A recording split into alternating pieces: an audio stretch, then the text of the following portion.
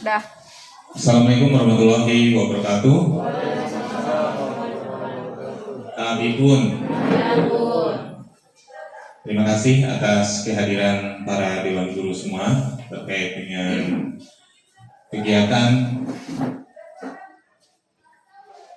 berbagi praktik ya tentang budaya positif di sekolah kita terkait dengan tugas saya selaku CGP calon guru penggerak ya angkatan 11 Kabupaten Lampung Selatan. Nah, di sini tentunya saya selaku calon guru penggerak mempunyai tugas yang mana saya harus menyampaikan apa yang sudah saya dapatkan selama pelatihan kurang lebih 1 bulan lebih ya terkait dengan calon guru penggerak di Kabupaten Lampung Selatan angkatan 11. Saya di sini pada kesempatan kali ini akan menyampaikan beberapa hal terkait dengan budaya positif. Jadi sini adalah tugas aksi nyata saya, diseminasi budaya positif yang ada di sekolah kita apa saja, dan budaya positif itu akan dibangun atau akan diberdayakan lagi di sekolah kita agar sekolah kita ini baik siswanya maupun gurunya ataupun karyawannya semua mempunyai budaya positif yang membangun. Nah, untuk sebelum kita mulai materi, kita menyanyikan dulu lagu Indonesia Raya yang akan dipandu oleh guru seni budaya kita, yaitu Bu Elisa. Silakan.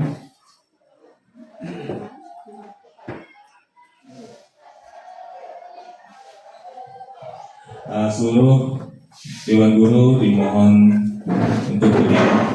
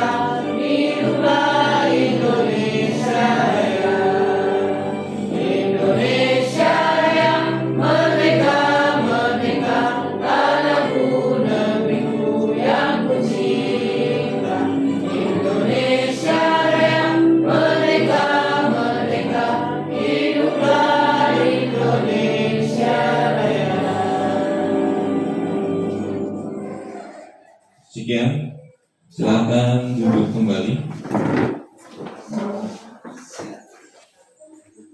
Nah, setiap kegiatan apapun itu diarahkan kita sebagai guru juga ketika masuk di pagi hari itu kita memberikan semangat nasionalisme kepada para peserta didik ya, murid-murid kita, agar kita bisa menanamkan budaya positif yaitu jiwa nasionalisme.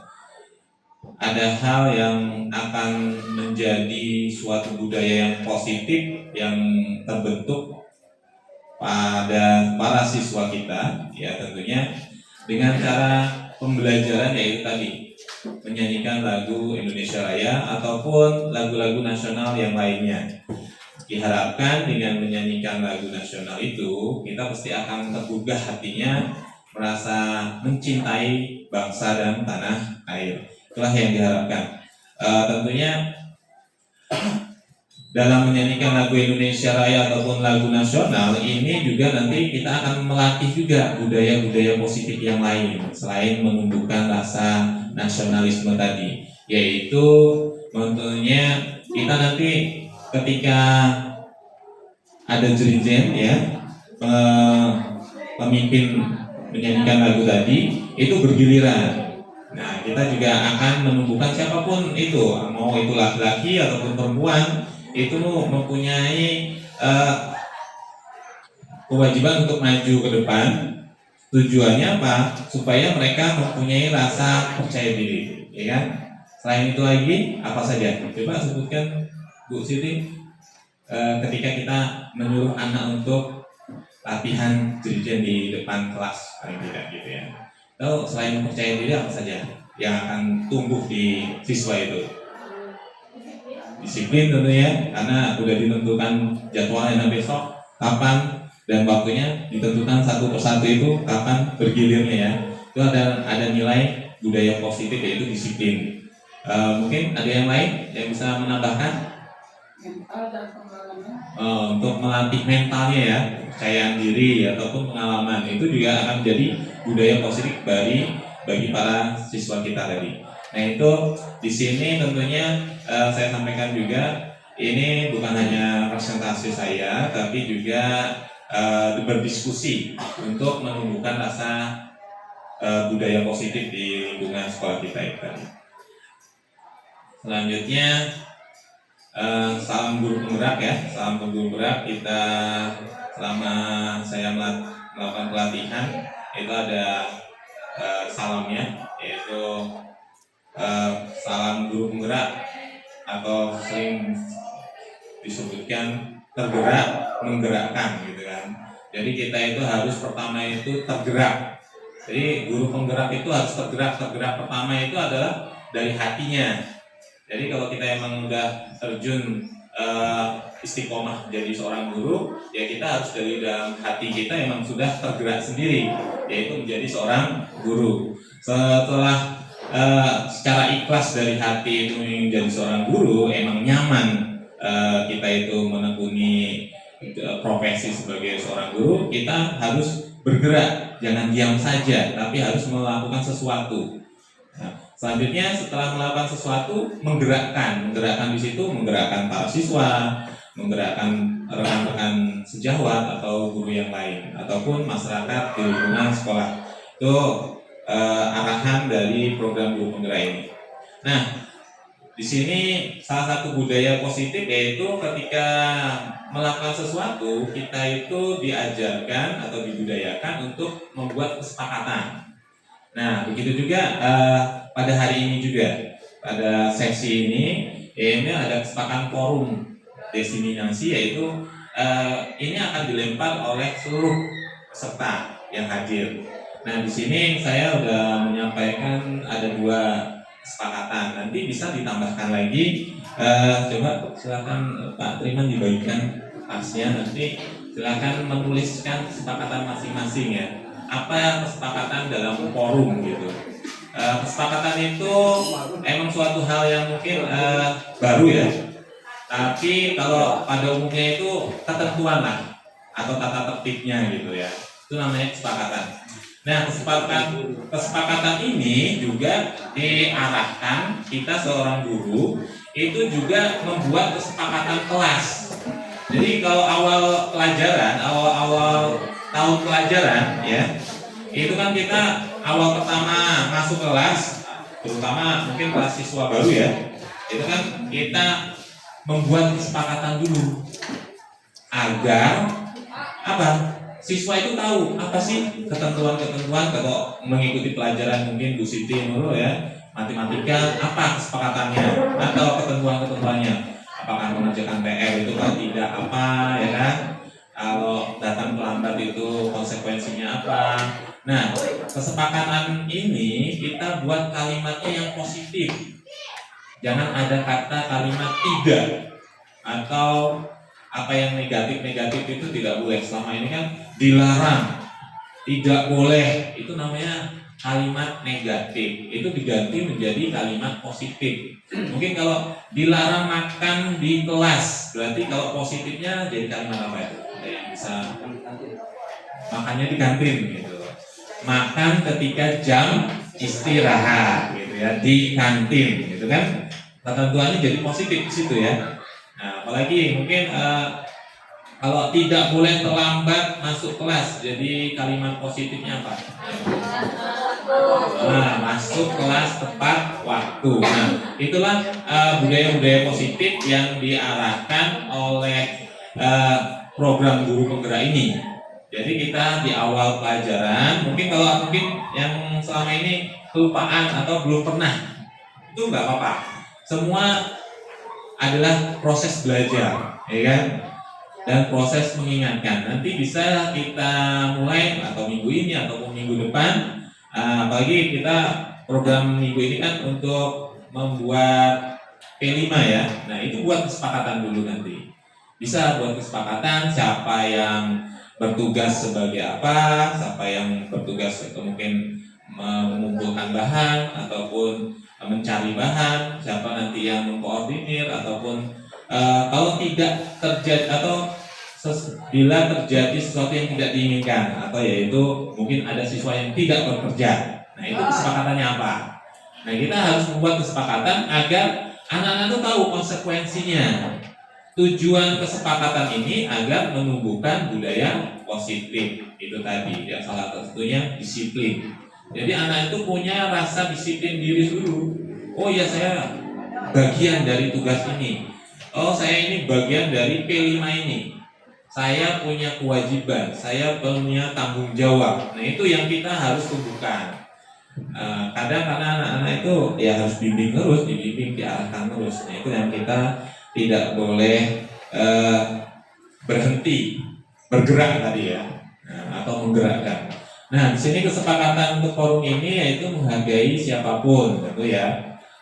Terus menjadi pendengar yang baik. Pendengar yang baik itu kan tujuannya supaya kita fokus ya kan, ketika ada yang berbicara di depan kita mengerti apa yang disampaikan itu.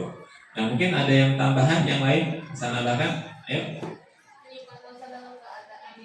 Iya, boleh gitu ya. Menurut Bu Siti menyimpan handphone dalam kondisi diam atau excellent ya. Saya supaya tidak mengganggu yang lain. Nah itu mungkin ada yang lain yang ya kesempatan untuk Pak Saroni ya. Silakan Pak Saroni. Menyampaikan pertanyaan atau berpendapat ya, dengan menyampaikan dengan menunjukkan tangan, jari tangan dulu ya, atau mengacungkan tangan supaya tahu mana yang mau ngomong gitu kan, boleh itu di forum gitu. Dan mungkin yang lainnya bisa silakan ditulis ya di situ. Itulah kesepakatan. Begitu juga kita nanti sama murid di kelas itu arahannya guru itu mereka yang ngasih kesepakatan, bukan dari guru. Ayo menurut kamu. Jadi anak-anak itu terlatih untuk menyampaikan ide dan gagasannya gitu. Biasanya nanti ada murid itu kan, kalau di kelas kita ada sekitar 32 ya. Itu nanti dari satu-satu itu harus punya gagasan apa sih kesepakatannya itu ya, untuk kelasnya, untuk mengikuti pelajarannya itu. Jadi mereka tahu dan mereka akhirnya terbiasa menjadi budaya ya kan gitu. Akhirnya berani ngomong, berani menyampaikan pendapat, terus apalagi hal-hal yang tidak mereka sukai itu disampaikan. Itu. Nanti akhirnya kan ada komunikasi yang lancar antara guru dengan para siswa atau para murid tadi. Nah, itulah tujuan kesepakatan baik itu kelas ataupun kesepakatan sekolah. Kalau kesepakatan sekolah itu biasanya kalau umumnya dulu tata tertib. Nah itu mungkin nanti OSIS itu program OSIS bisa ya, pembina OSIS menyampaikan kesepakatan sekolah itu apa. Mungkin acuannya tata tertib yang sudah ada. Mungkin dari tata tertib itu kalau tidak sesuai lagi dari zaman sekarang itu bisa direvisi, ataupun ada yang kurang bisa ditambahkan. Itulah gunanya kesepakatan sekolah ya, yang mungkin akan bernilai positif. Tujuannya apa? Supaya tata tertib yang selama ini mungkin ditempel saja, anak juga jarang baca. Ketika itu dibahas di dalam forum organisasi OSIS, itu ada yang paling tidak anggota OSIS mengetahui apa sih isi dari kesepakatan sekolah. Nah itu, ini penting untuk menumbuhkan budaya positif. Ya, ini judul kita terkait dengan aksi nyata diseminasi budaya positif ya di SMP Negeri 2 Penengahan. Ini berlangsung selama 1 jam. Kita lihat mulai dari jam 10 ya. Nah, di sini tujuan dari budaya positif itu seorang guru yang baik harus memiliki kemampuan dalam mewujudkan budaya positif di lingkungan sekolah ya. Budaya positif tersebut dapat dijalankan dengan menerapkan konsep-konsep seperti ya. Di sini ada beberapa konsep. Yang pertama, disiplin positif motivasi ya. Selanjutnya, jadi tentunya disiplin positif motivasi ini kan kita mempunyai sesuatu yang menggerakkan dari dalam intrinsik kita, yaitu dari dalam diri kita mempunyai keinginan sesuatu yang ingin dicapai. Itu kan motivasi positif ya. Terus ada perilaku manusia, terus ada keyakinan sekolah atau keyakinan kelas, dan nanti kita bahas juga kebutuhan dasar manusia. Jadi manusia itu punya kebutuhan dasar apa saja. Terus posisi kontrol restitusi, dan yang terakhir segitiga restitusi. Nah ini adalah materi yang kita akan diskusikan di pagi hari ini ya. Tepatnya nanti ada beberapa macam, yaitu ada 6 poin. Di situ kita akan diskusi bareng terkait dengan diseminasi budaya positif di pagi hari ini ya. Selanjutnya kita seorang guru yang baik ya harus memiliki kemampuan dalam mewujudkan budaya positif ya. Sama ini tadi ya, terkait dengan itu tadi. Selanjutnya disiplin positif, materi yang pertama ya. Apa saja disiplin positif itu, terkait dengan apa yang dimaksud dengan disiplin positif ya. Kalau dari gambaran kalimatnya tentunya memahamilah sedikit paham yang namanya budaya positif itu atau disiplin positif. Mungkin bisa disampaikan idenya Bu Lena, contoh disiplin positif atau hal-hal yang sifatnya disiplin saja itu biasanya kalau Bu Lena sampaikan. Kalau untuk disiplin biasanya saya mengasihkan disiplin waktu ya Pak. Disiplin waktu ya, terkait dengan tugas ataupun masuk kelas gitu ya, ataupun hal-hal yang lainnya ya. Mungkin dari yang lain bisa disiplin berpakaian, pakaiannya harus sesuai dengan ketentuan, sesuai harinya ya, kesepakatan sekolah ya. Terus dalam kondisi bersih, rapi. Nah kadang siswa itu belum memahami yang disebut disiplin berpakaian ya.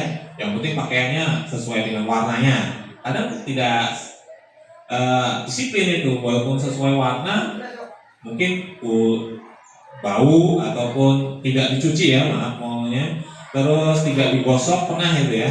Saya perhatikan juga, saya tegur juga. Itu penting ditegur ataupun disampaikan. Karena dulu saya juga ketika masih SD, ketika mungkin orang tua saya sibuk dan apa ya, akhirnya nggak digosok, itu juga masa malu juga ketika ditegur sama guru itu. Akhirnya ada rasa ketidakpercayaan dirian, tapi yang bersifat positif. Akhirnya besok lagi ketika terjadi yaitu pakaian kita tidak digosok di pagi hari, kita pasti ya harus digosok dulu ya, paling tidak kita sampaikan, melatih agar anak-anak kita ini yang sudah mungkin tarafnya sudah mulai menginjak dewasa ya, paling tidak kalau gosok baju ya gosok sendiri gitu ya, disampaikan kepada siswanya atau muridnya agar tumbuh rasa budaya positif juga di badan dia atau di dirinya tadi ya. Terkait itu, disiplin positif merupakan suatu cara penerapan disiplin yang mengajarkan anak bertanggung jawab dan menumbuhkan kesadaran diri berdasarkan nilai-nilai kebajikan ya. Jadi tujuan dari disiplin positif ini sendiri itu untuk menumbuhkan rasa tanggung jawab.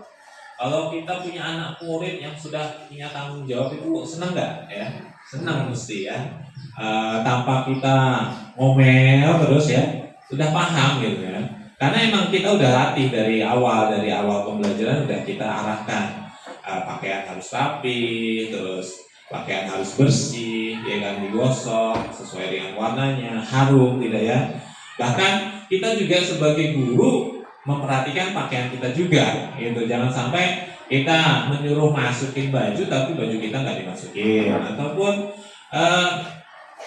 harus bajunya sesuai dengan harinya, tapi kita juga asal-asal mungkin hari Senin malah bukan baju Pemda tapi pakai baju batik. Nah tentunya kesalahan sendiri itu namanya, ibaratnya tidak sesuai dengan apa yang kita arahkan atau sepakati dari awal tadi. Nah itu nanti akan juga imbasnya kepada para siswa ya. Nah kita juga harus mempunyai rasa tanggung jawab juga sebagai guru untuk disiplin positif itu agar tadi tumbuh kesadarannya.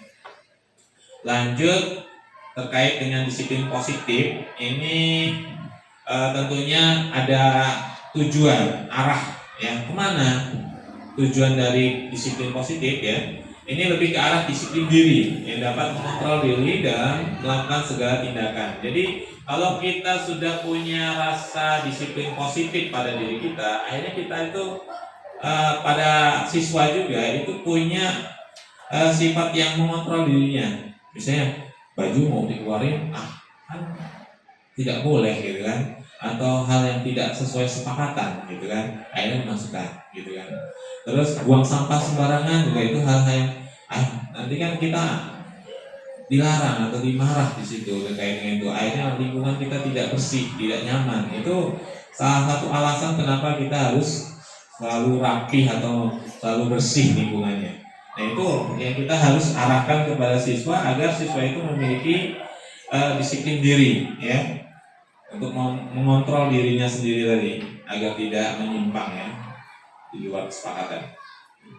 Selanjutnya, disiplin positif ya, ini menumbuhkan disiplin diri dapat membuat murid memahami dan menyadari berdasarkan motivasi internal, bukan akibat paksaan atau pujian ataupun hukuman. Jadi kalau kita menertibkan siswa dengan karena mereka takut dihukum, itu kan nanti ketika kita nggak ada, akhirnya tidak disiplin lagi kan.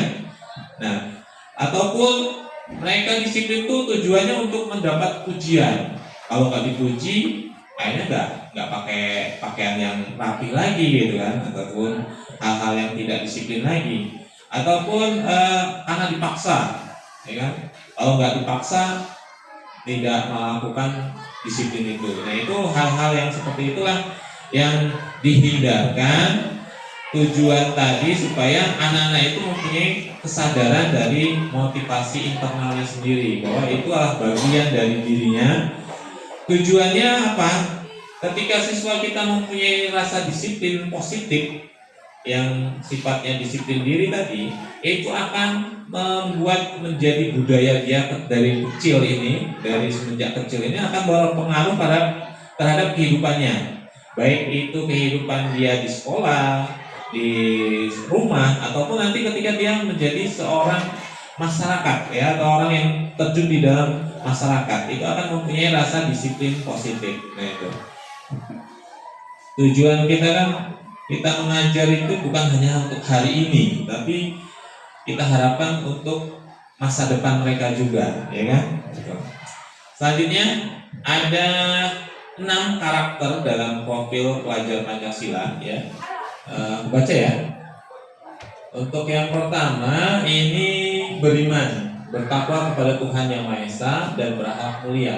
Nah, profil yang diharapkan dari kurikulum Merdeka mengarah kepada profil Pancasila, ya. Yang pertama beriman, pasti ya, karena negara kita kan berdasarkan negara yang berdasarkan ketuhanan Yang Maha Esa. Tentunya dasar itu yang tidak boleh dipungkiri lagi dan itu harus dijalankan. Selanjutnya mandiri. Mandiri tujuannya tentunya murid kita nanti mempunyai kemandirian. Ketika nanti tanpa ada bimbingan dari para dewan guru juga dia akan bergerak sendiri. Itu tujuan dari mandiri tadi, ya. Terus kebinekaan global. Di sini menghargai keanekaragaman. Makanya kita kadang kalau mendapatkan siswa yang beraneka ragam ide ataupun hal yang kayak nyeleneh itu ditampung, diterima. Kalau bisa diarahkan. Mungkin ada yang protes, mungkin kok masuknya jam segini dan itu dan sebagainya. Nah, kita arahkan. Boleh mereka, kita jangan larang. Kamu nggak boleh berpendapat seperti itu, tidak boleh. Kita harus menampung apa yang mereka sampaikan. Nah, kalau yang tidak sesuai dengan kesepakatan atau ketentuan, kita arahkan. Misal ada yang protes, oh kalau belajar itu tidak harus serius atau tidak ribut. Kenapa? Nah, kita kasih penjelasan kenapa itu, ya kan? Apa tujuannya coba? Kalau belajar tidak serius, apakah diterima itu materi pelajarannya atau apakah mereka memahami materi pelajaran? Tentunya tidak, kan? Akan mengganggu. Nah, dengan memberikan alasan-alasan seperti itu, tujuannya agar siswa itu menyadari, memahami, oh iya, kenapa sih tidak boleh ribut ketika belajar, gitu kan? Nah, begitu juga mungkin ada ide-ide yang lain itu ditampung, diterima dan kita arahkan, ya. Itu terkait dengan kebinekaan global, ya. Jadi keragaman itu harus kita hargai, kita hormati, ya, kebinekaan itu. Selanjutnya karakter yang keempat itu bergotong royong. Nah, ini tujuannya, makanya kita ini ada filosofi negara kita dari sebelum merdeka, ya. Nenek moyang kita itu menjalankan sesuatu itu dengan rasa gotong royong, ya. Tentunya dengan rasa gotong royong itu kan nilai-nilainya tidak ternilai, ya. Bahkan kalau kita bikin jalan tanpa dibayar pun semangat karena ada rasa nilai gotong royong. Begitu juga gotong royong itu kan bukan hanya dilaksanakan dalam bentuk tenaga, bisa saja juga dengan pikiran, bisa juga dengan materi, ya. Ada kan setiap orang itu ketika melakukan gotong royong itu tidak semua memiliki kemampuan tenaga karena kesibukan, bisa saja membantu gotong royongnya dalam berupa pikiran, ide-ide gagasan. Nah, selanjutnya kalau nggak punya ide ataupun karena sesuatu hal, karena dia juga sibuk, bisa memberikan gotong royongnya dalam bentuk materi, yaitu bisa materi bentuk finansial ataupun yang kalau nggak punya finansial mungkin kalau di rumahnya punya air minum, biasanya ngasih air minum, gitu kan? Hal yang seperti itulah yang disebut gotong royong. Kita harus menumbuhkan rasa gotong royong itu juga kepada siswa, ya. Jangan semua ditolak ukur dengan materi. Misalnya gini, ada tugas kelompok, contohnya kita minggu ini kan akan melakukan P5. Mungkin ada sesuatu hal yang nanti akan menumbuhkan, yaitu mengumpulkan dana mungkin, ya. Nah, ada siswa yang mungkin, ayo silahkan siapa yang mau mempunyai pendapat apabila mungkin ada hal-hal yang tidak sesuai dengan keinginan atau tidak sesuai dengan kondisi kalian di rumah. Mungkin ada yang menjawab, saya nggak punya uang, Bu, gitu kan, untuk sokongan, untuk membeli alat-alat itu. Bisa saja yang mungkin dialihkan. Kamu di rumah punya apa gitu kan, terkait dengan materi itu ataupun tugas itu. Oh, saya punya bahan-bahannya, mungkin dari serat daun apa. Nah, itu bisa dijadikan untuk P5-nya, ataupun dia lagi panen apa yang ada di kebunnya, bisa dibuat prakarya apa berkaitan dengan mendukung P5 itu sendiri. Nah, itu boleh. Jadi kita tidak bisa memaksakan kondisi para siswa itu sesuai dengan kesepakatan. Mungkin bisa dialihkan ataupun digantikan dengan tugas yang lain ataupun pengumpulan bahan-bahan yang lain, tidak hanya yang sudah disepakati tadi. Itulah dibutuhkan yaitu rasa gotong royong tadi, agar semua akhirnya tidak ada rasa saling memberatkan, ya. Selanjutnya yang kelima itu kreatif. Nah, kreatif di sini mungkin nanti contoh berkaitan dengan P5 itu juga, ya. Kita memberikan pancingan kepada para siswa, apa sih ide-ide kreatifnya mereka, gitu kan. Kalau mereka tidak sudah dipancing, ternyata nggak ada yang ngasih ide ataupun mereka malu-malu berkaitan dengan, mungkin bisa nanti kalian sampaikan idenya lewat WA aja, bisa saja dipancing dengan seperti itu, ya. Atau kalian nanti cari dulu di sosial media dulu, ataupun di internet, TikTok ataupun Facebook ataupun sebagainya, atau video-video YouTube yang terkait dengan P5. Nah, mungkin besok baru kalian menyampaikan idenya, gitu kan. Nah, itu hal-hal yang seperti itulah yang akhirnya menumbuhkan daya kreativitas, gitu. Kalau nanti kita kan ketika meniru karya orang lain, kita kasih arahan jangan sama persis, gitu kan. Kita harus mempunyai motivasi juga kepada para siswa tadi. Misalnya ini kan contoh kalian yang sampaikan ini nemu di idenya di TikTok misalnya, ini kan bahannya dari kain perca. Ayo kita coba ganti dengan apa, mungkin bekas botol ataupun serabut apa kapas, apa kan sekarang musim kapas juga, ya, pohon kapas. Mungkin bisa itu dibuat lain bahannya, gitu. Bentuknya sama tapi bahan pembuatannya berbeda. Nah, itu salah satu bentuk menumbuhkan kreativitas para siswa, ya.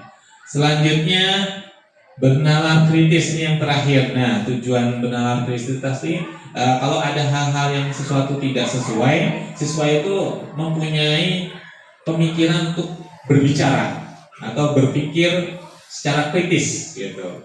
Misalnya ada yang rusak harus dibenerin, ada sampah yang kotor harus dibersihin, gitu kan. Ada yang mungkin hal-hal yang membuat mereka tidak nyaman, akhirnya dibuatlah nyaman lingkungannya. Nah, itu tujuan dari profil pelajar Pancasila, ya, agar mereka itu mempunyai karakter sesuai dengan profil pelajar Pancasila di kurikulum Merdeka ini. Selanjutnya, motivasi perilaku manusia, ya. Jadi seorang manusia itu pasti punya motivasi, ya. Contohnya kita sendiri dalam diri kita ini pasti punya motivasi. Kenapa sih kita menjadi seorang guru, ya? Kenapa sih kita menjadi seorang pedagang? Kenapa sih kita menjadi seorang politisi? Itu pasti punya motivasi perilaku, ya. Nah, setiap manusia mempunyai motivasi sendiri-sendiri, ya, sesuai dengan apa kebutuhannya. Nah, di sini menurut materi di CGP ini ada 3 motivasi perilaku manusia. Jadi yang pertama untuk menghindari ketidaknyamanan atau hukuman. Nah, yang pertama ini sering kita melakukan itu, kita melakukan sesuatu tujuannya supaya tidak dihukum, ya, sering, ya, bahkan itu mungkin dalam kehidupan sehari-hari kita lakuin itu, ya. Itu baik nggak itu sebenarnya? Enak nggak itu? Enggak, ya, karena tidak berasal dari dalam hati. Hanya karena mungkin karena takut dihukum atau ketidaknyamanan, atau akhirnya kita enggak lakuin itulah, gitu kan. Terus motivasi yang ketiga untuk mendapatkan imbalan. Biasanya untuk sesuatu itu, untuk meraih sesuatu karena ada imbalannya itu baru, ya kan? Kalau nggak ada imbalannya, males gitu kan? Nah, itu juga terjadi di para siswa kita ya, anak murid kita seperti itu juga sering ya. Kalau nggak ada nilainya, mereka nggak ngerjain. Pernah nggak kita kelupaan ngasih nilai ataupun ngasih tugas, tugas itu ternyata udah dikerjain, nggak dikasih nilai, nggak dimasukin nilai. Tugas yang kedua nggak dikerjain sama sekali, karena motivasi mereka tidak ada, karena motivasinya tadi ingin mendapatkan imbalan hadiah berupa penghargaan tadi, yang ada nilai. Tapi kok nggak dikerjain, nggak dikasih nilai, ya udah nggak usah kerjain gitu. Nah itu juga motivasi perilaku manusia ya, melakukan sesuatu itu untuk menginginkan suatu imbalan. Selanjutnya yang terakhir, untuk menjadi orang yang mereka inginkan dan menghargai diri sendiri dengan nilai-nilai yang mereka percaya. Nah ini motivasi yang paling sempurna atau paling baik. Jadi manusia melakukan sesuatu tanpa ada yang namanya paksaan dari luar ya, ataupun paksaan dari dalam dirinya sendiri. Tapi emang pure, murni, ngalir, emang dia inginkan hal itu, ya kan? Itu motivasi perilaku manusia. Jadi yang pertama itu karena menghindari hukuman, kalau yang kedua ingin mendapatkan pujian atau imbalan, yang ketiga emang dari menghargai diri sendiri. Jadi kita sebagai guru, kita mengarahkan agar siswa itu mempunyai motivasi perilaku manusia yang menghargai dirinya sendiri. Tujuannya sebenarnya sulit sih untuk menumbuhkan menghargai diri sendiri itu. Akhirnya kan dia merasa senang gitu kan. Nah kalian mengerjakan tugas ini tanpa apa-apa, mereka memang senang melakukan itu gitu. Nah ayo kita berdiskusi juga senang juga gitu. Itu mungkin perlu proses untuk menumbuhkan motivasi yang tujuannya menghargai diri sendiri. Selanjutnya keyakinan sekolah atau kelas ya. Nah ini budaya positif yang selanjutnya yaitu keyakinan ke sekolah atau keyakinan kelas. Kalau zaman dulu dikenal dengan tata tertib sekolah ya, atau tata tertib kelas. Nah, biasanya kalau ke sekolah itu yang membuat adalah pihak sekolah ya. Kalau kelas biasanya pihak wali kelas. Nah di sini keyakinan sekolah dan kelas ya. Guru berperan dalam mewujudkan terbentuknya keyakinan sekolah atau kelas dengan adanya kesepakatan antar guru dan murid. Nah, di sini mau saya sampaikan kalau kita biasanya kalau kesepakatan sekolah itu apa saja? Kalau yang berkaitan dengan guru apa saja?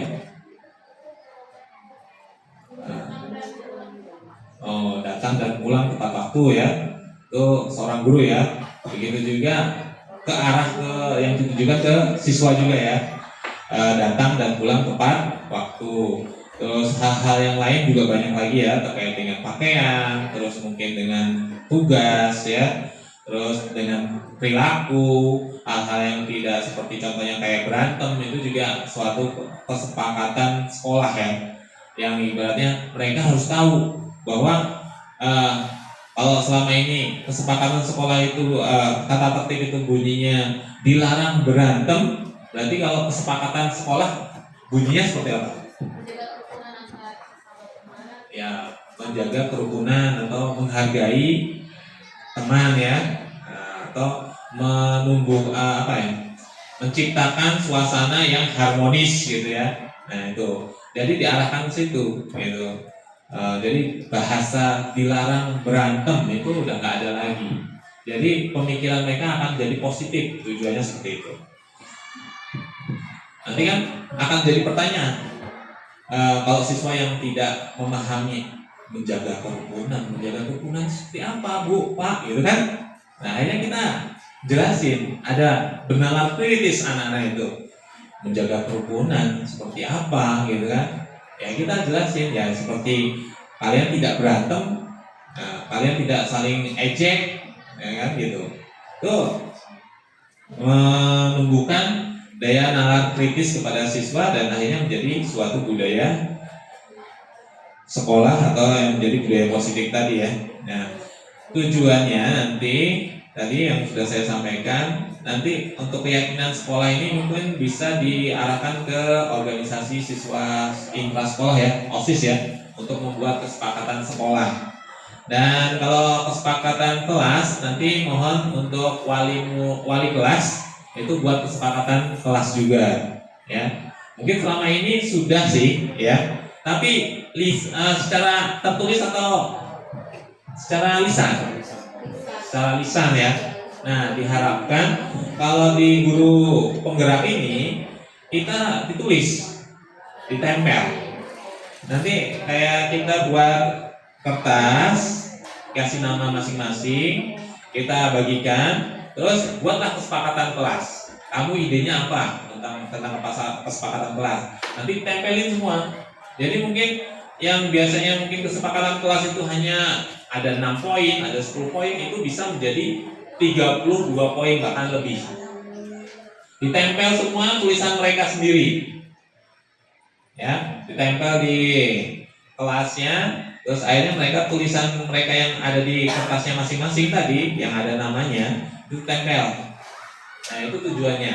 Nah, nanti kalau udah selesai dibuat kesepakatan kelas tadi, nanti dibaca bareng-bareng bergiliran gitu.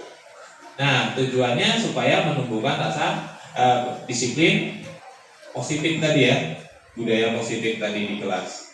Nah, ini tugasnya dari wali kelas ya terhadap para murid tadi.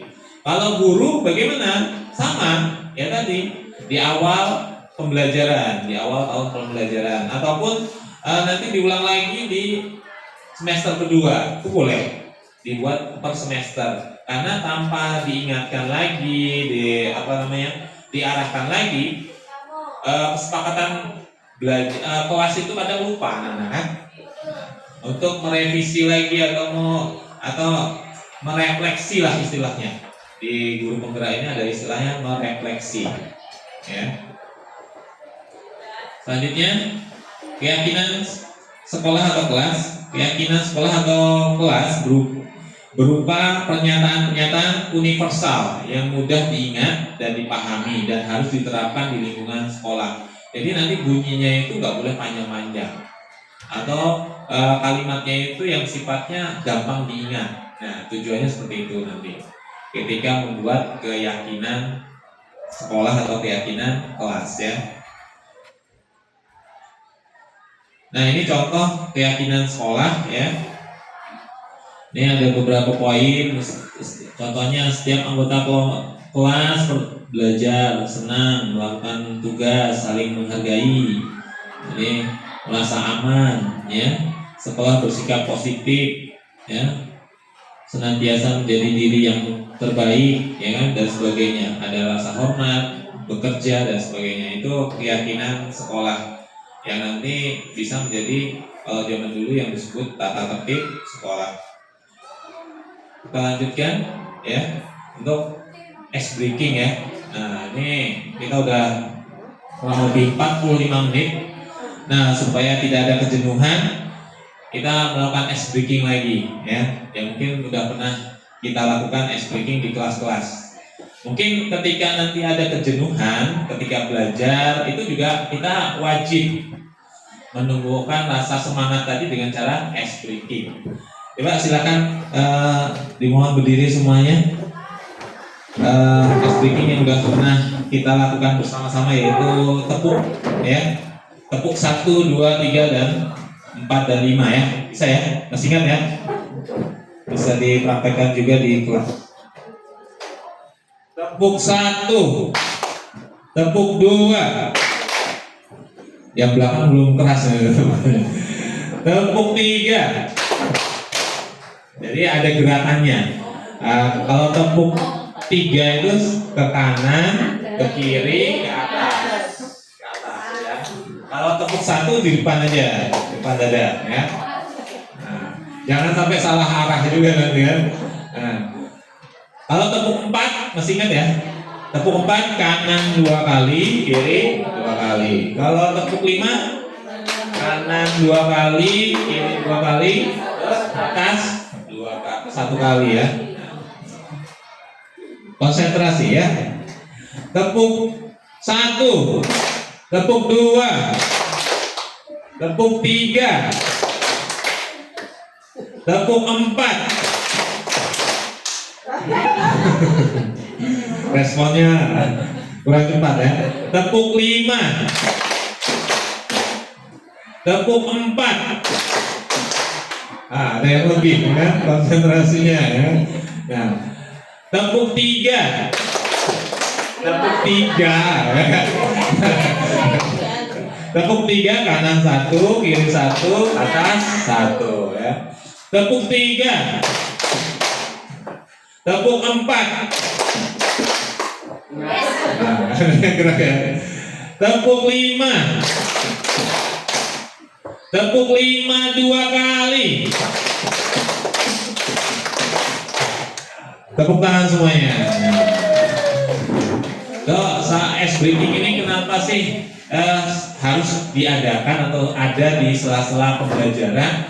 Emang untuk mencairkan suasana yang tadinya lesu ataupun tidak konsentrasi, akhirnya tumbuh lagi. Emang menurut ahli yang berkaitan dengan pemikiran itu ya, psikolog ya. Nah, untuk konsentrasi itu harus ada gerakan-gerakan. Ketika kita berdiam diri selama berapa menit, itu akan menghilangkan konsentrasi. Kalau bahasanya, kalau saya dulu ntar sambet loh gitu kan, kalau ngatain anak-anak kayak gitu. Kalau tidak konsentrasi atau melamun, nah itu tujuannya ya.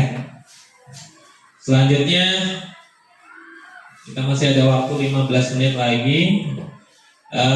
Ada materi yang terkait dengan kebutuhan dasar manusia. Jadi kita ini punya kebutuhan ya.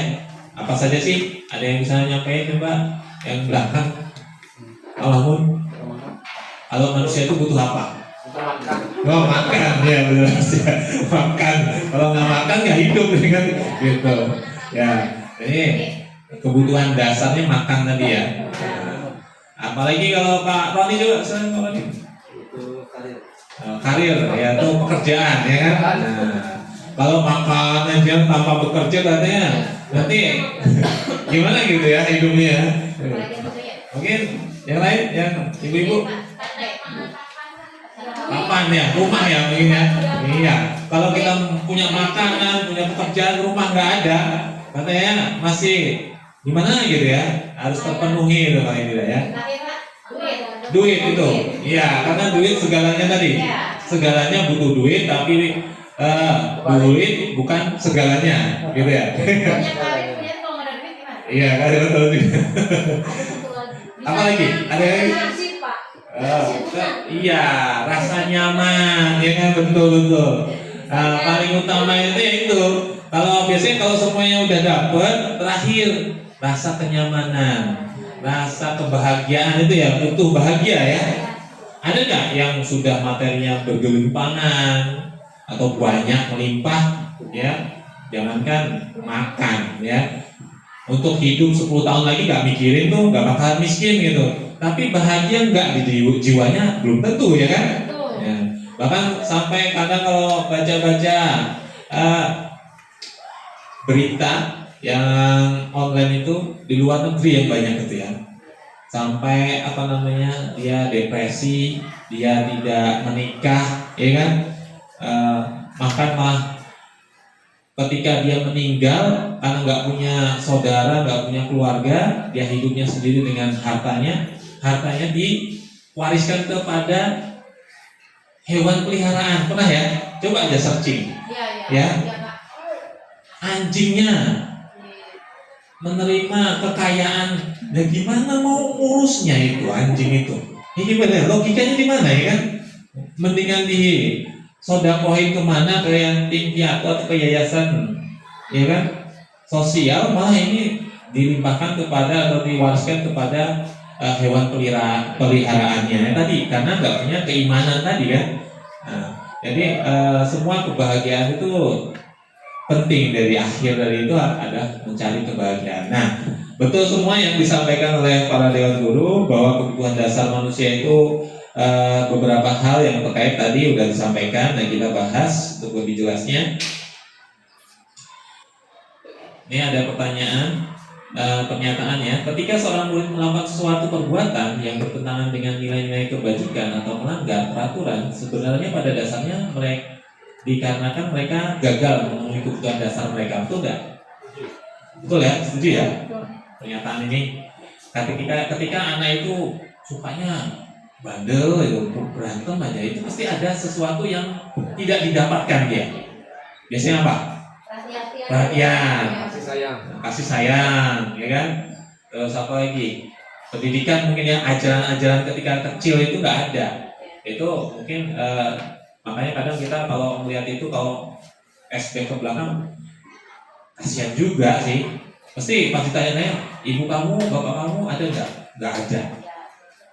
Broken home gitu kan, yang satunya ke Malaysia, yang satunya ke Korea gitu kan. Dia sama neneknya sakit-sakitan pula gitu kan. Nah itulah hal-hal yang kayak gitu kadang kita kadang miris ya. Mau marah nggak jadi, mau jengkel nggak jadi. Oh iya, andaikan kita sebagai dia pasti lebih berat lagi gitu kan. Dan akhirnya kita bersyukur banget dengan kondisi keluarga yang masih utuh, keluarga orang tua masih utuh ya, yang sayang kepada kita, yang menyayangi, memberikan kasih sayang itu. Akhirnya kita merasa bersyukur banget ketika kita tumbuh di keluarga yang masih utuh ya. Selanjutnya, karena masih waktunya berjalan ya, kebutuhan dasar manusia ini ada beberapa macam. Di sini ada 5 kalau sesuai dengan materi CGP ya. Pertahanan hidup, tadi makan, betul itu untuk bertahan hidup ya. Kalau nggak makan nggak hidup itu bisa terancam jiwanya ya. Nah, makanya makan tadi bertahan hidup. Terus kasih sayang atau rasa diterima, ya kita butuh ya, sayang, terus rasa diterima. Ada nggak kalau kita memperlakukan ada satu kelas nggak diterima, satu anak itu nggak diterima, itu jengkel nggak ya? Jengkel kan? Akhirnya kita juga tidak nyaman juga ketika terjadi sesuatu yang seperti itu. Ada anak yang tidak diterima atau ini anaknya sebenarnya nggak perlu di sini gitu. Itu nggak kurang baik juga ya terjadi kondisi. Terus penguasaan. Ada anak-anak yang pengen katanya sok-sokan gitu, sok jago gitu kan. Tuh dalam jiwanya ingin jadi penguasa. Nah itu kebutuhan juga itu. Nah kalau nggak disalurkan akhirnya dia melakukan kekerasan biasanya nanti, ya kan? Melakukan tindakan kekerasan kepada teman-temannya. Terus kebebasan. Nah ada kan anak yang dikekang, kalian dilarang keluar kelas 1 jam pelajaran bapak gitu misalnya. Itu, woi jengkel bener itu, mau keluar itu, bahkan mau loncat pagar itu kalau misalnya kan. Nah itu karena dia ingin mempunyai kebebasan. Nah itu rasa kebebasan yang diinginkan. Terus kesenangan, pengennya bermain aja, bercanda aja. Nah itu ada rasa kesenangan karena kebutuhan dasar manusia itu pada dasarnya inilah. Kita semua ada di sini sebagai manusia yang normal pasti punya itu ya. Nah kita bahas di sini studi kasus ya. Saya bacakan supaya jelas. Ibu Zulaikah, guru wali kelas 9H, sedang bingung menghadapi ulah salah satu murid di kelasnya, yaitu Tommy. Beberapa anak telah mengeluhkan Tommy yang seringkali meminta bekal makan siang. Mungkin kalau di sini jajanan di warungnya diambil, diminta, dipaksa gitu ya. Jajanannya di warung atau makanan siangnya. Mereka dengan paksa ya, diambil itu dengan paksa oleh Tommy. Jika Anda menghadapi situasi seperti Bu Zulaikah, apa yang akan Anda lakukan? Ya, menurut Anda, apa yang membuat Tommy melakukan hal tersebut? Sebenarnya kalau jadi guru seperti apa ya? Panggil anaknya, panggil siswanya, ya. Kalau panggil Ya.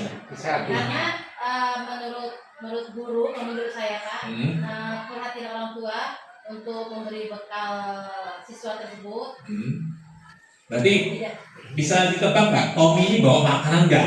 Enggak. Nah berarti kan harus ada kerjasama tuh antara orang tua atau guru dengan orang tua ya. Berarti kan memanggil Tommy terus memanggil orang tuanya ya, mengarahkan menjelaskan bahwa Tommy ini kalau siang lapar dia tubuh gitu kan, karena sering mintain makanan temennya. Akhirnya coba besok dibawakan bekal sesuai dengan mungkin bekal temennya. Mungkin di rumah ada sih makanan tapi nggak mau makan. Mungkin karena lihat temennya itu bawanya roti Jaya Bekri ya, dia cuma singkong goreng gitu. Nah, itu mungkin ya itu ya besok sekali-kali bawain roti ya gitu ya. Gitu, ya. Mungkin hal-hal kayak gitu ya. Jadi mungkin penyebabnya itu kebutuhan dasar apa yang dibutuhkan oleh Tommy itu tidak tersalurkan, ya kan? Nah, itu yang membuat Tommy itu melakukan sesuatu itu ya. Alasan Tommy yang pertama karena ia lapar, bisa jadi ya. Iya, kalau orang udah kenyang tuh kayaknya nggak bakalan ya, lapar dan tidak membawakan bekal ini ya. Maaf ya, tulis salah tulis nih.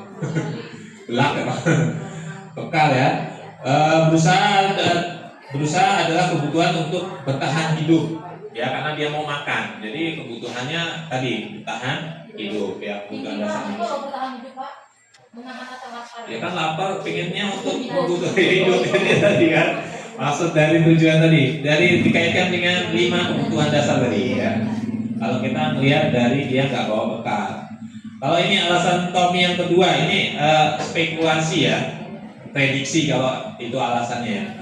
Karena dia merasa senang jika temannya memperhatikan dia. Dia cari perhatian gitu, dikejar-kejar gitu. Ada tuh anak-anak itu emang aktif ya, pengen aktif. Saya kok diem aja sih, nggak ada yang gangguin saya gangguin lah gitu. Akhirnya dikejar, seneng lari-larian gitu. Sering ya, walaupun anak SMP kita sering menemukan kayak gitu, usil gitu ya. Nah, ada kan? Nah karena kebutuhan dasar kesenangan dia tidak tercapai, akhirnya dia buat ulah tadi supaya senang. Sehingga guru memberitahu orang tuanya, di sini solusinya, sehingga orang tuanya jadi memperhatikan dia. Ya kita mengarahkan orang tua itu untuk memberikan perhatian. Coba Bu, kalau pagi itu diperhatikan, nah coba disisir gitu. Jarang loh anak-anak sekarang tuh yang disisirin rambutnya. Oh saya dulu dari SD sampai kelas 6 sih masih disisirin. Bahkan kalau pas TK dibedakin. Ya kan? Kalau pas TK itu, pas sudah SD nggak mau dibedakin lagi. Nah itu karena orang tuanya nggak ada perhatian sama sekali, sibuk. Nah mungkin kalau kita kondisi kebetulan anak itu broken home, ya solusinya pasti wali murid yang kita ajak kerjasama ya. Karena kalau dibiarkan itu bakalan berhenti ya kalau dibiarin aja gitu. Tidak, akhirnya nanti kondisi kelas kita nggak nyaman terus gitu kan. Di situ maka kebutuhan dasar yang sedang dipenuhi Tommy adalah kebutuhan akan kasih sayang dan rasa diterima. Nah, bagian dari mereka tadi, bagian anak dari teman-temannya ya. Nah itu alasan yang kedua. Ini alasan yang ketiga. Karena temannya jadi takut dengan dia dan menuruti keinginannya, Tommy sedang memenuhi kebutuhan dasar yang akan yaitu kekuasaan. Nah, kalau dia orientasinya supaya teman-temannya takut bahwa dialah jadi pemimpin, dialah yang jadi penguasa. Nah, itu berarti dia ingin memenuhi kebutuhan dasar yaitu rasa kekuasaan.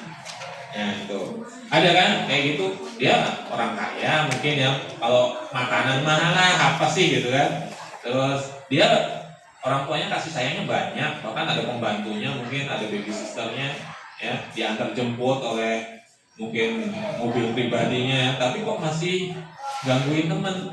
Jadi dia punya rasa pengen berkuasa terhadap teman-temannya. Nah itu, ini juga akan terjadi di setiap akan ditemukan di sekolah ya, atau di kelas. Nah ini alasan yang keempat. Karena dia merasa bosan dengan bekal makanan yang dibawa ibunya dari rumah. Karena ibunya selalu membawakan bekal yang sama. Oleh karena itu ia ingin mencoba makanan teman-temannya. yang beraneka ragam, maka Tommy sedang berusaha memenuhi kebutuhannya akan kebebasan. Nah, dia ingin mengekspresikan bebasnya itu di sekolah, di kelas. Dia tidak bisa menyampaikan kebebasannya kepada orang tuanya. Nah, kita akhirnya sebagai guru mengarahkan, kalau emang Tommy suka sama makanan teman-temannya yang beraneka ragam, coba sampaikan kepada orang tuanya. Jangan cuma itu saja jenis makanan yang dibawa ke sekolah gitu. Nah, repot lagi gitu kalau saya orang susah gitu. Ya, berusaha yakin gitu. Allah memberikan rezeki gitu aja. Ya, positive thinking ya. Nah, ini kalau alasannya Tommy seperti ini, dia bawa bekal, ternyata dia juga hanya tujuannya ingin mencicipi, berarti dia kebutuhan dasarnya hanya kebebasan. Tadinya alasan yang kelima atas Tommy ini, karena dia melakukan karena iseng-iseng saja. Dia menikmati ekspresi wajah teman-temannya yang jengkel pada dia. Mungkin ya, ada juga anak-anak yang kayak gitu ya, yang kesal ya lihat kelakuannya Tommy tadi, karena diambil makanannya dan menurut dia ekspresi teman-temannya itu lucu. Ketika marah itu lucu, seneng gitu melihat orang marah itu ya. Maka berarti Tommy sedang berusaha memenuhi kesenangan. Jadi emang dia rasa kebutuhan kesenangan tadi belum tercapai di rumahnya, di tempat tinggal dia. Akhirnya dia mencari kesenangan di sekolah. Pernah ya? Nah, kamu nih kok belajar nggak pernah serius, tapi sekolah terus. Seneng kayaknya sekolah itu. Bahkan hari Minggu mungkin suruh besok anak-anak ke sekolah, dia yang paling duluan. Pernah nggak nemuin anak-anak yang seperti itu? Pernah ya? Tapi nggak pernah ngelakuin apa-apa ketika suruh belajar. Tapi cuma sukanya kumpul-kumpul. Nah, itu karena mereka memenuhi kebutuhan dasar, yaitu kesenangan. Memang seneng sama teman-teman ngumpul di sekolah. Kalau di rumah sepi pak, gitu.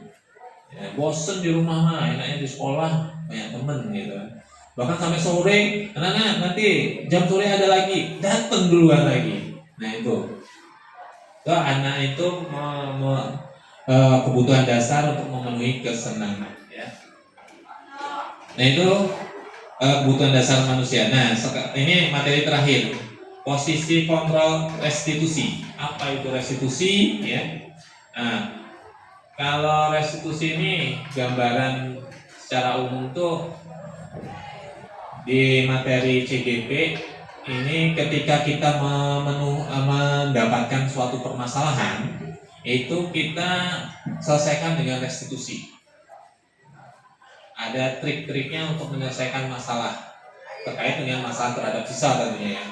Apa saja posisi kontrol restitusi tadi ya, kita akan perhatikan ya. Ini ada 5 posisi kontrol restitusi ya.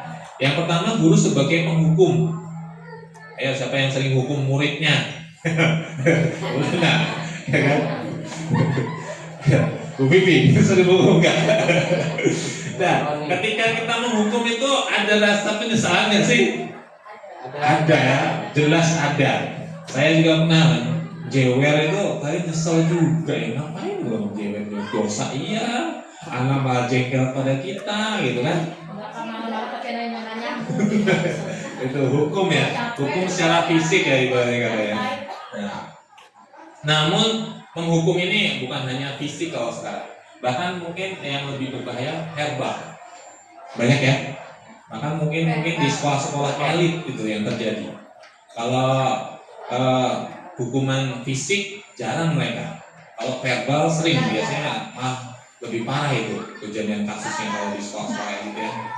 Biasanya nanti dia sakit hati, merasa terpendam, akhirnya balas dendam itu biasanya itu. Nah itulah kita hindari hal-hal seperti ini. Jangan jadi guru mati konyol gitu ya. Kita pulang-pulang dicegat murid gitu, gara-gara kita menghukum. Padahal kita nggak perlu menghukum murid itu. Kalau sadar ya sadar sendiri gitu kan. Kita harus ngasih pengertian aja gitu.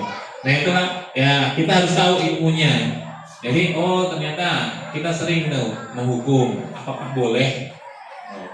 Nah, Ini ada guru sebagai penghukum.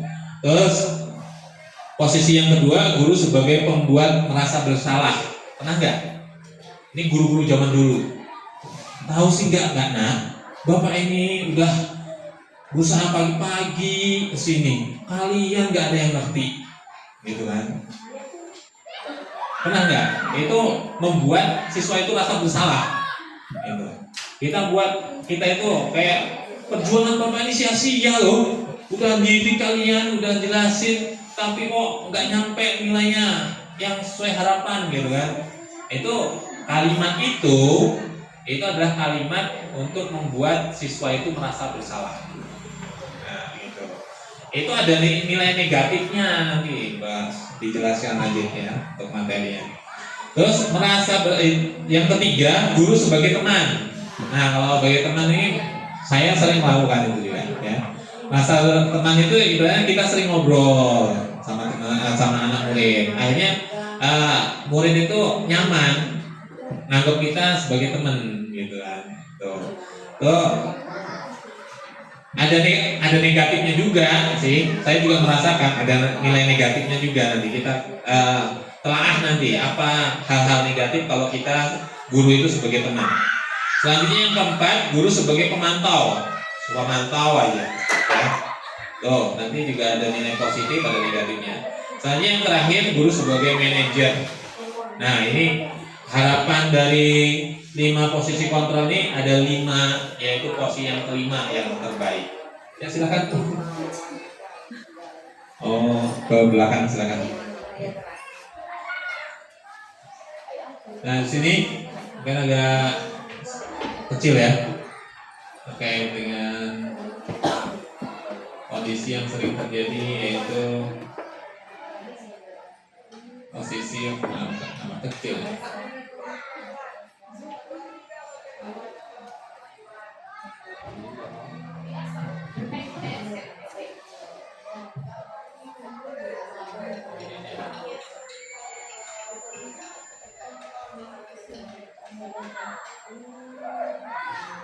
Nah, di sini ada terkait dengan 5 posisi kontrol ini.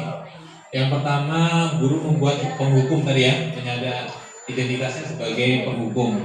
Ini biasanya sering kita melakukan menghardik, menunjuk-nunjuk, menyakiti, menyindir, ya, berceramah dan mengatakan seharusnya ibu kecewa. Ini kalau ini merasa bersalah, supaya anak-anak itu merasa bersalah. Ya, ibu kecewa dengan kalian, bapak kecewa dengan kalian, gitu kan? Biasanya untuk akhirnya dia merasa bersalah. Terus kalau sebagai teman ini membuat alasan-alasan untuk muridnya, ya. Terus pemantau menghitung dan mengukur. Kalau manajer tuh mengajukan pertanyaan ya. Di sini berkait dengan hasil. Di sana ada guru berkata, kamu tidak melakukannya, awas ya, rasakan. Itu biasanya menghukum. Kalimat-kalimat ini yang bentuknya verbal ya. Di sini membuat rasa bersalah. Kamu seharusnya sudah tahu kalau ibu itu sudah lelah. Ibu ini stres menghadapi kalian. Nah, itu biasanya sering juga ya. Kita saking kalian itu mama ini biasanya marah-marahin anaknya itu. Nah, itu nggak boleh. Ya, karena itu akan merasa bersalah anaknya.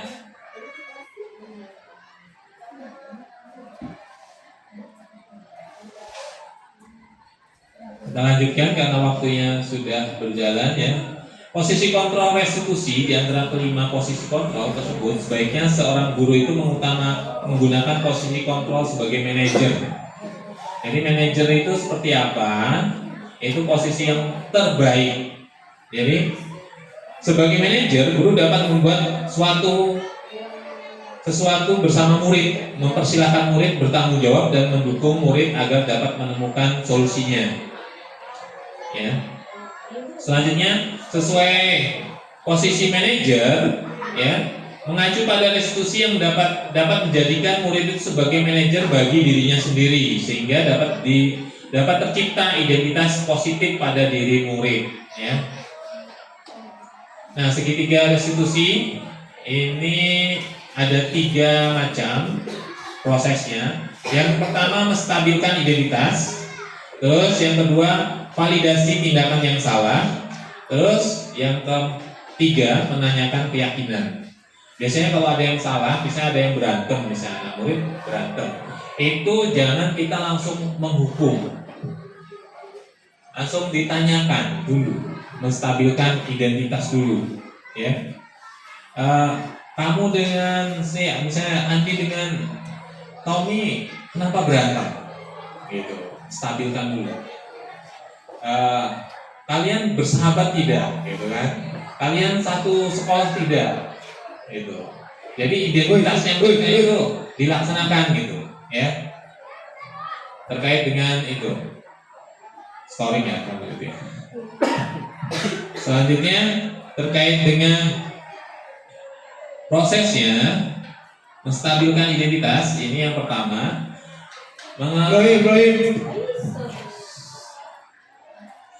Dilakukan berdasarkan prinsip bahwa membuat kesalahan adalah sebagian dari proses pembelajaran yang nantinya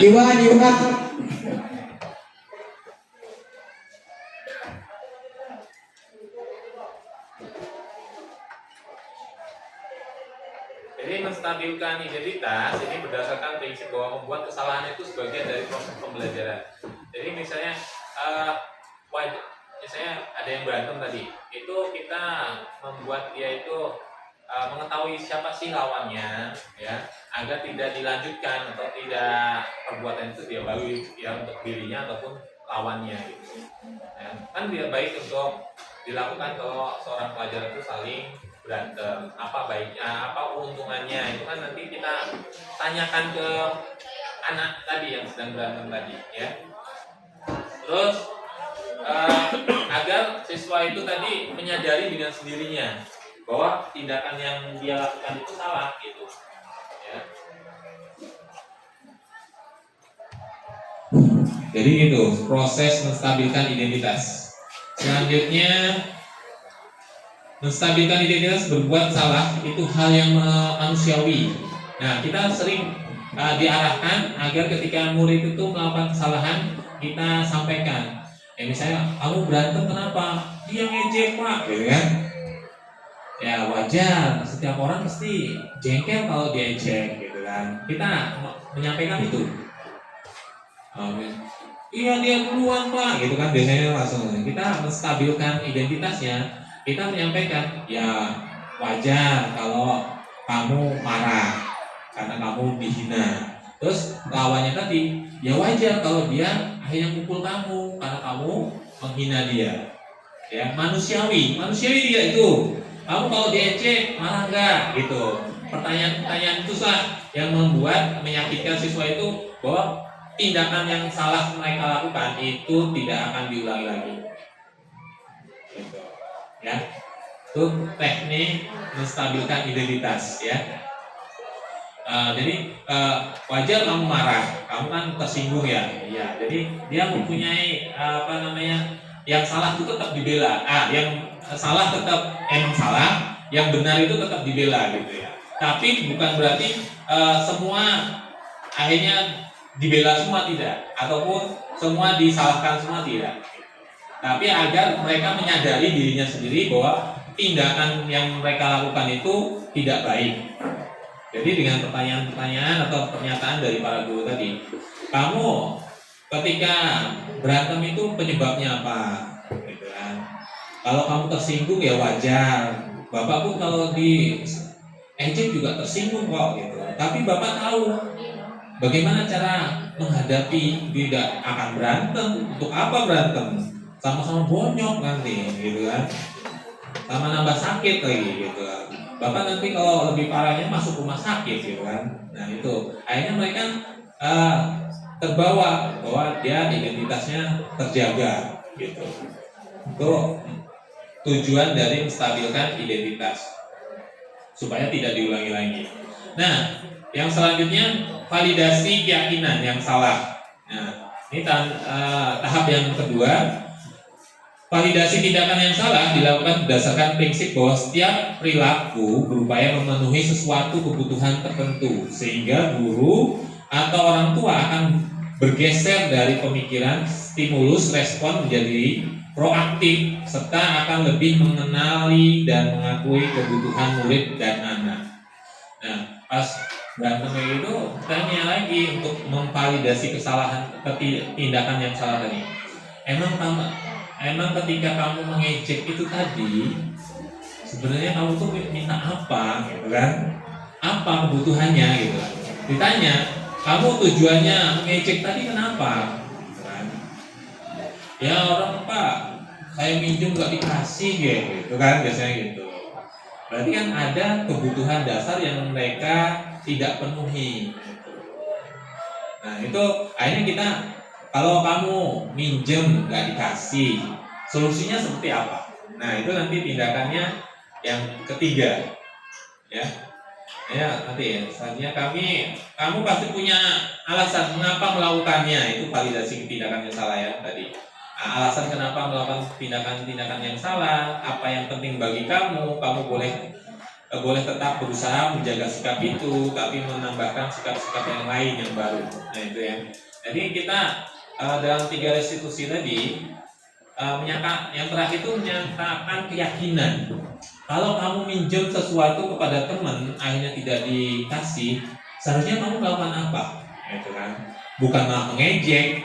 Ketika mengejek, apakah bakalan dikasih itu barang yang mau dipinjam? Tidak kan? Gitu. Malah berantem ujung-ujungnya kan? Gitu. Jadi kita buat menanyakan keyakinan kelas, keyakinan sekolah, dan bagaimana mencari solusinya. Ketika kamu minjem penghapus gak dikasih, berarti harusnya kamu punya penghapus sendiri dong, gitu kan? Bagaimana supaya punya penghapus sendiri? Gak punya uang, tapi kamu punya uang jajan, punya. Nah, sisihkan uang jajan kalian untuk beli penghapus, gitu. Jadi guru juga memberikan posisi manajer tadi, ya. Kita mencari solusi untuk anak-anak, tapi kita pancing dulu anak itu untuk mempunyai pendapat solusinya masing-masing.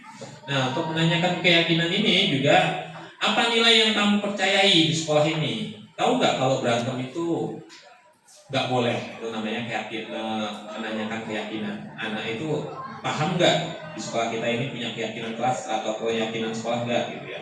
Nilai-nilai apa yang telah kita sepakati, ya? Kalau berantem itu boleh nggak? Kalau berantem itu akhirnya dipanggil orang tuanya tidak, gitu. Nah itu tahapan-tahapan menanyakan keyakinan. Terus kamu ingin jadi anak seperti apa? Kalau berantem itu tujuan kamu apa? Jadi anak kayak apa? Gitu kan sering kita tanyakan. Nah itu tindakan restitusi juga, tapi tujuannya tadi supaya dia yakin bahwa sebenarnya perilaku yang dia lakukan tadi, perbuatan salah tadi tidak baik untuk dirinya sendiri ataupun untuk orang lain. Ya. Terus selanjutnya, nah itu saja terkait dengan 3 restitusi kita ya, terkait dengan menyelesaikan masalah terhadap yang terjadi di sekolah atau di kelas terhadap murid-murid kita. Jadi ketika anak itu melakukan kesalahan, kita tidak boleh langsung menghukum, ya, ataupun menganggap dia nanti merasa bersalah sendiri. Tapi kita posisi yang terbaik yaitu menjadi seorang manajer. Manajer itu memposisikan murid itu menjadi seorang yang manajerin juga untuk mengendalikan dirinya sendiri. Jadi kan istilah manajer itu mengendalikan ya. Nah, agar murid itu mengendalikan diri sendiri agar sesuai dengan budaya positif dan sesuai keyakinan sekolah dan keyakinan kelas yang ada. Sehingga tentunya harapan dari kita seorang guru itu dapat menumbuhkan budaya positif di tempat lingkungan kita mengajar, sehingga siswa mempunyai disiplin positif, disiplin diri yang baik dan bermanfaat untuk dirinya sendiri. Nah itu sekian dari pemaparan saya. Kalau ada pertanyaan terkait dengan 3 restitusi, pada dasarnya kita sudah melakukan itu ya. Sudah ya, sudah melakukan itu. Mungkin tahapan-tahapan aja tidak secara sistematis ya. Kadang melakukan 3 restitusi, saya yakin bahwa semua guru mesti melakukan tindakan itu, tapi tidak secara sistematis yang sesuai dengan CGP ini, materi di CGP ini. Nah, mudah-mudahan dengan materi yang saya sampaikan ini terkait dengan budaya positif, kita mempunyai arahan bagaimana mengendalikan atau menjadi manajer dari para murid kita, agar murid kita juga menjadi manajer bagi dirinya sendiri, sehingga tanpa ketika kita tidak ada, ketika mereka menjadi dewasa, menjadi masyarakat, dia mempunyai perilaku yang disiplin, positif, dan menjadi budaya positif di kehidupan mereka, dan akan berpengaruh kepada lingkungan tempat tinggal, lingkungan masyarakat, bahkan bangsa dan negara. Itu saja, lebih dan kurangnya saya minta maaf dan terima kasih atas waktunya. Sekian, saya Ari, wabillahi taufiq wal hidayah. Assalamualaikum warahmatullahi wabarakatuh. Waalaikumsalam warahmatullahi